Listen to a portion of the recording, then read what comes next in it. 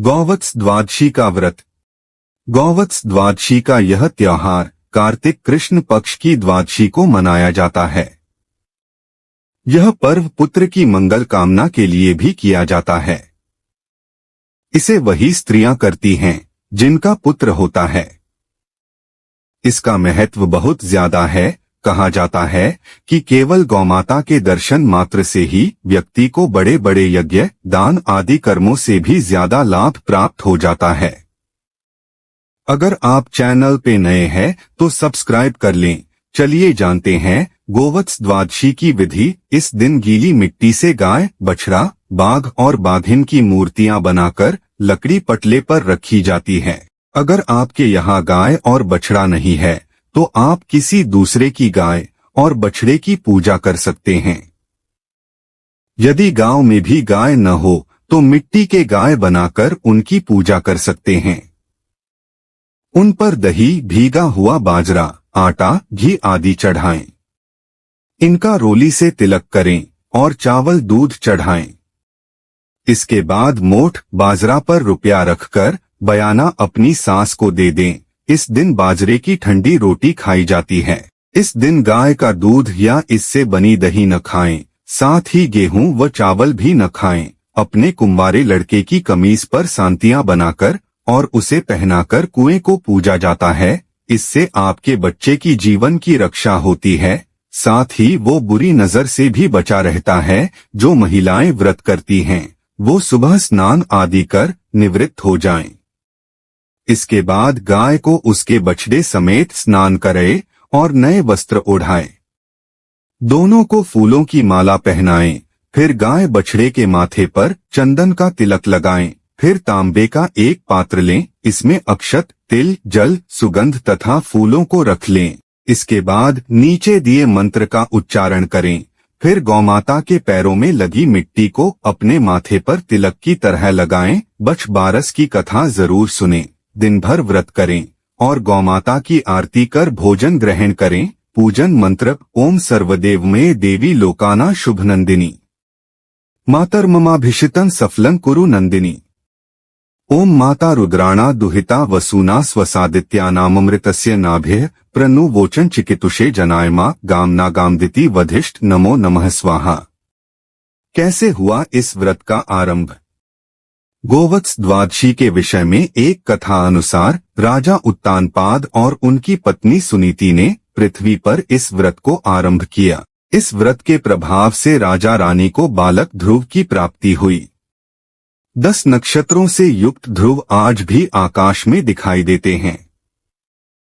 शास्त्रानुसार ध्रुव तारे को देखने से सभी पापों से मुक्ति मिलती है। संतान सुख की कामना रखने वालों के लिए यह व्रत शुभ फलदायक होता है। गोवत्स द्वादशी के दिन किए जाने वाले कर्मों में सात्विक गुणों का होना जरूरी है। गोवत्स द्वादशी की कथा प्राचीन समय में भारत में सुवर्णपुर नगर में देवदानी राजा राज्य करता था। उसके सवत्स एक गाय और भैंस थी। राजा की 2 रानियां थी। एक का नाम गीता तो दूसरी का नाम सीता था। सीता भैंस से सहेली सा प्यार करती थी तो गीता गाय व बछड़े से सहेली सा प्रेम करती थी। एक दिन भैंस सीता से कहती है कि गीता रानी गाय व बछड़ा होने से मुझसे ईर्ष्या करती है। सीता ने सब सुनकर कहा कि कोई बात नहीं, मैं सब ठीक कर दूंगी।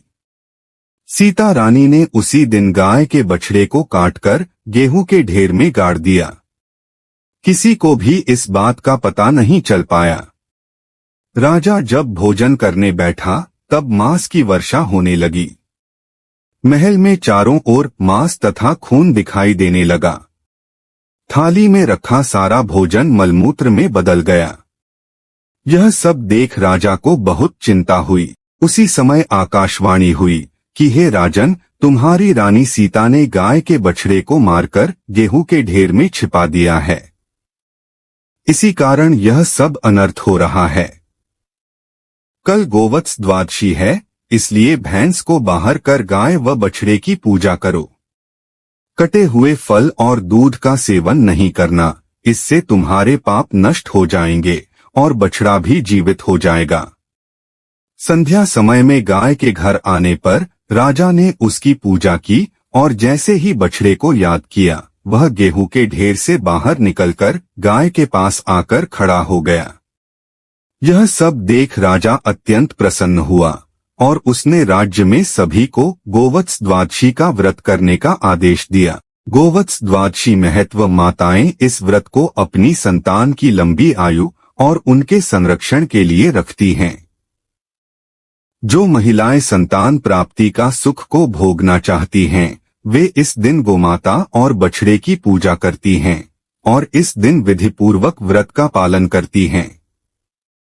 इस व्रत और पूजन करने से अज्ञानतावश गाय पर किए अत्याचारों के पाप से भी मुक्ति मिलती है।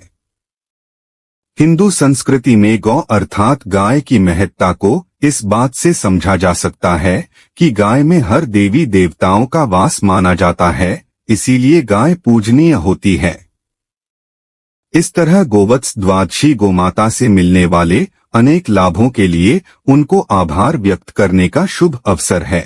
गौ माता की जय। वीडियो अच्छी लगी हो तो प्लीज लाइक एंड शेयर और अगर आप चैनल पे नए हैं तो सब्सक्राइब जरूर कर लें। धन्यवाद।